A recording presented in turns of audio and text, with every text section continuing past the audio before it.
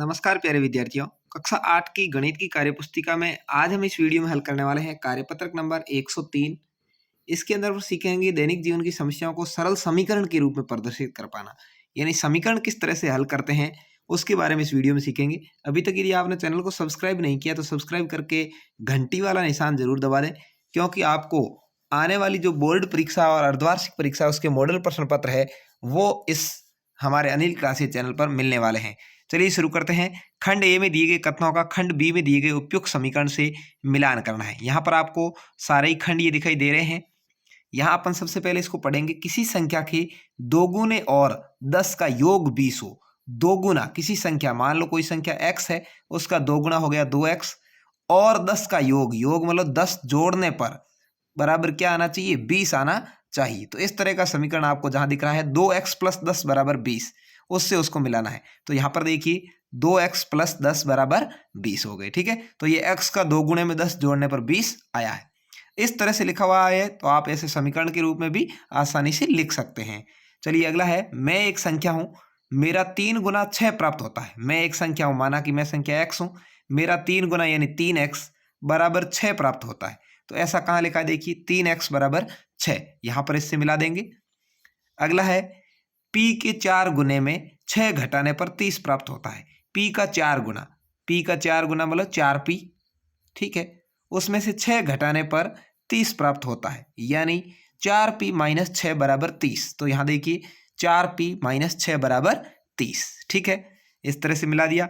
अगला है, m का 1/4 7 से 3 अधिक है। m का 1/4 यानी m/4 का 1/4 7 से 3 अधिक है, यानी -7 = 3। ठीक है, m का 1/4, ये m का 1/4 हो गया, 7 से 3 अधिक है यानी -7 = 3, इससे मिल जाएगा m/4 - 7 = 3। अगला है, t का 3/4 15 है। t का 3/4 मतलब 3t/4 = 15। तो यहाँ पर 3t/4 = 15 यहाँ पर दिया हुआ, इसको इससे मिला देंगे। ठीक है, अगला है, यदि आप y के 6 गुणे में, y के 6 गुणे मतलब 6y में से 6 घटाएं -6, तो आपको 60 प्राप्त होगा, यानी यहाँ पर 60। 6y - 6 = 60, यहाँ पर देखिए 6y - 6 = 60। तो आपको इस तरह से इसको मिला लेना है, और ऐसे समीकरण और भी आ जाए तो आप आसानी से हल भी कर सकते हैं। अगला सवाल है, एक कक्षा में x बेंच है, एक बेंच पर 4 बच्चे बैठते हैं। कोई भी x बेंच है यानी फिक्स नहीं है, नीचे दे रखी होगी तो उसके अनुसार अपने x का मान रख देंगे, और एक बेंच पर 4 बच्चे हैं यानी एक बेंच का मान 4 है। यदि x का मान 5 हो यानी 5 बेंचें हो, तो एक पर 4 बैठते हैं, तो 5 × 4, 5 पर कितने बैठ जाएंगे, 20 बच्चे बैठ जाएंगे। ठीक है, यदि x का मान 8 हो तो एक पर 4 बैठते ही हैं, तो 8 × 4 32 बच्चे बैठ जाएंगे। यदि x का मान 2 हो तो 2 × 4 = टोटल 8 बच्चे बैठ जाएंगे। तो इस तरह से आपका ये आंसर मिल जाएंगे। ठीक है, 20, 32 और 8। अगला है, लक्ष्मी की पिता की आयु लक्ष्मी की आयु के 3 गुणे से 4 वर्ष ज्यादा है। समीकरण बनाइए। लक्ष्मी की आयु है, पिता की आयु लक्ष्मी की आयु के 3 गुना, तो लक्ष्मी गुणा 3 प्लस 4 वर्ष अधिक है, तो +4 कर दिया, कम होती तो माइनस कर देती, बराबर लक्ष्मी के पिता की आयु। ठीक है, यदि लक्ष्मी की आयु 15 वर्ष है, यहाँ पर लक्ष्मी की जगह 15 रख के कर देंगे, तो 15 × 3 + 4 = 49 वर्ष हो जाएगा।